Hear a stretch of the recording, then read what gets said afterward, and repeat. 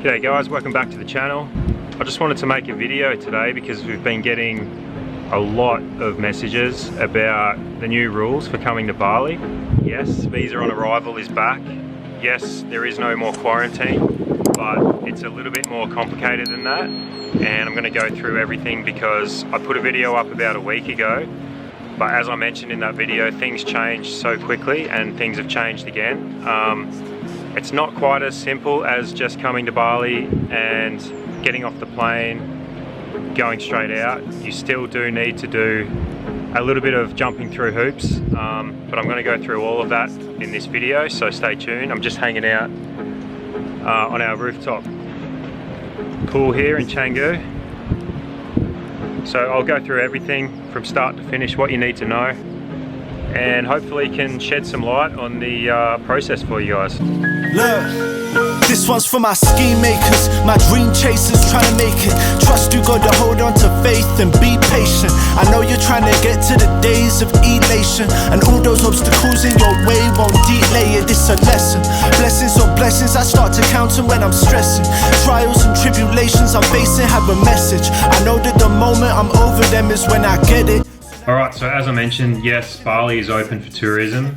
You do not need to quarantine in Bali depending on your vaccination status, and you can actually get a visa on arrival. You no longer need to apply for a B211A visa before coming to Bali. Now that actually depends on which country you're from, so it's only valid for 23 countries at the moment, and we'll go through a list of those countries. But what I would suggest is jumping on the website bali.com. This is the website that I use for all the information that I give to you guys. It's the most up-to-date website. They don't put anything on their website until the government makes it official. That's why I use these guys, and I'm not an affiliate of this website at all. So if anyone watching owns the website, give us a buzz, because maybe you could pay me some money for all the traffic I'm sending you. But yeah, if you're coming to Bali, jump on the bali.com website and have a look for yourself exactly what the requirements are. I'll go through them with you now. I'm just going to do a screen share. So here you go, this is the homepage on bali.com, and as you can see here it says breaking news. New quarantine regulations finally confirmed for Bali, Bintan and Batam. So if we click on that, it basically lays out the requirements here for 23 countries arriving to Bali. So you will need to be on this list of countries coming to Bali to be exempt from quarantine and to also get the visa on arrival. So the list of countries is right here. As you can see, Australia, USA, Canada, UK, Germany, Netherlands, France, Qatar, Japan, South Korea, Italy, New Zealand, Turkey, United Arab Emirates, Malaysia, Singapore, Brunei, Thailand, Vietnam, Laos, Myanmar, Cambodia and the Philippines. If your country is not on that list, you still need to apply for a visa before coming. So that's the B211A visa, which we'll talk a little bit about in a minute. So the new requirements for anyone from those countries, you need a negative PCR test before you can even get on the plane to come to Bali. Then you're going to get a PCR test at the airport. You will then need to wait in your hotel room to get the results. So you're not just going to be able to walk out of the airport and go walk around Bali and start having fun experiencing nightlife. You're going to actually, I would guess you're probably going to even stay one night in the hotel, to be honest, depending on how long the PCR test takes and what time of day you land. But it's definitely going to be a few hours. And then you're going to get a second PCR test on day 3. So what this means is you still need to book an approved hotel for 3 nights or 4 days when you get to Bali. That's because they want to know where you are when you're doing your PCR test. And one of the reasons they want to know where you are is because obviously if you test positive for COVID, they're going to make you quarantine for 7 to 10 days, whatever it is. So look, yes, technically no quarantine, that's great. As long as you don't test positive for COVID, then you're going to be able to go out and have fun, but just beware that you are going to get a second test on the third day, so I don't know, maybe you don't have too much fun.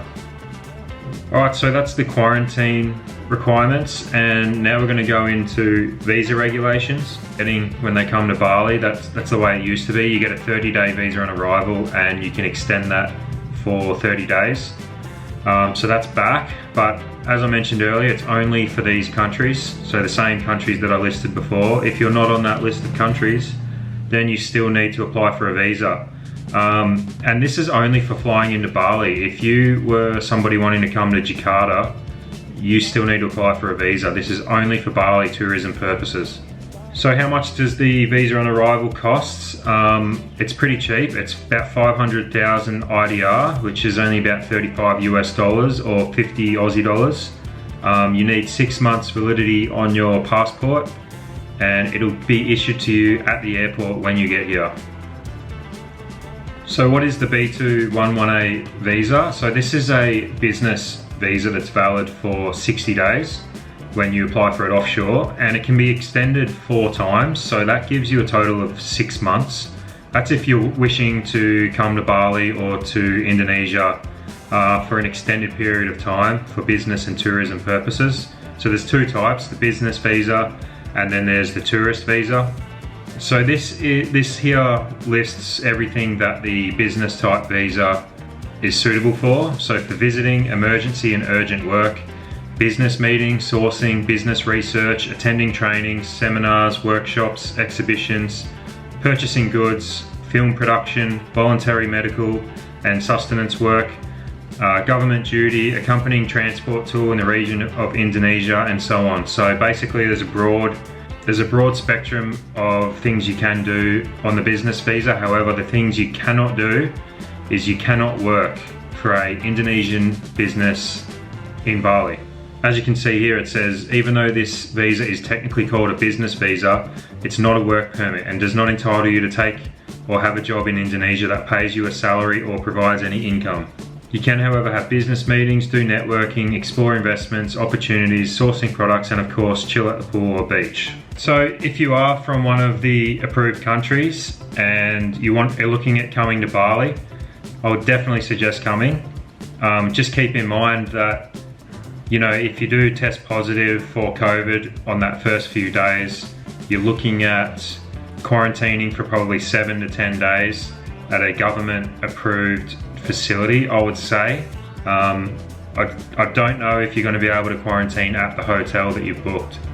And I've seen a lot of horror stories about this, people getting quarantined for 10 days, 14 days, whatever, without symptoms, and having some issues with their insurance company not paying them out or not covering them for this period. But we actually use a company called Safety Wing, and I highly recommend them. And I'm not just saying that because we're an affiliate, which we are, but we actually used Safety Wing the first week we got to Bali back in November. You can have a look at our previous video where both myself and Mandy contracted dengue fever. The first week we were here, it was really bad luck.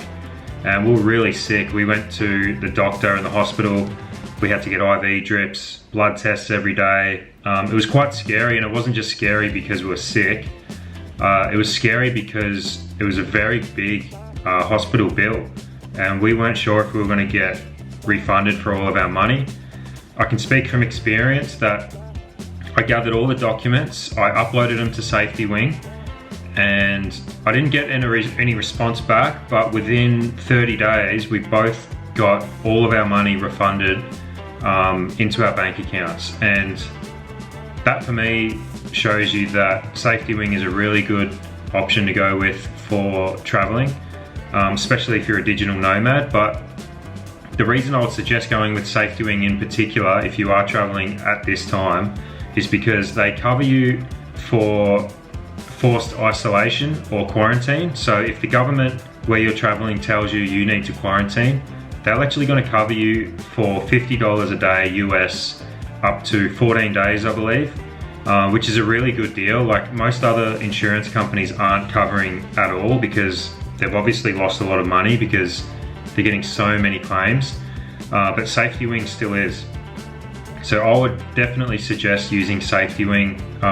They're pretty reasonably priced. It's only about $42 per month. And yeah, as I said, they cover you for forced quarantine, which is just a massive bonus. But if you're unsure on whether or not you should come to Bali at the moment and you're a bit worried about the whole COVID quarantine situation, I would say just do it. Like, you've been sitting at home for the last 2 years. Finally, you can come without quarantine. Just do it. The worst that's gonna happen is you might have to quarantine for a week or 10 days. Just tell your boss that you got COVID and that you can't do anything about it.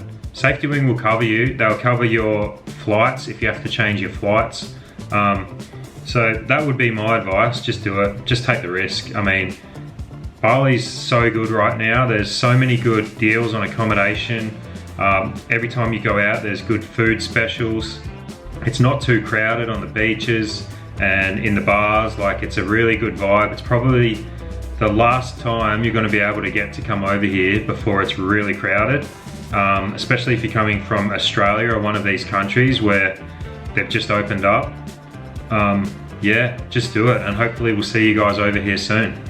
Alright, so I hope that information was helpful. I'm going to leave a link to the website that I was talking about, bali.com, in the description. I'll also leave a link to Safety Wing. That is an affiliate link, so if you sign up for Safety Wing, we do get a commission.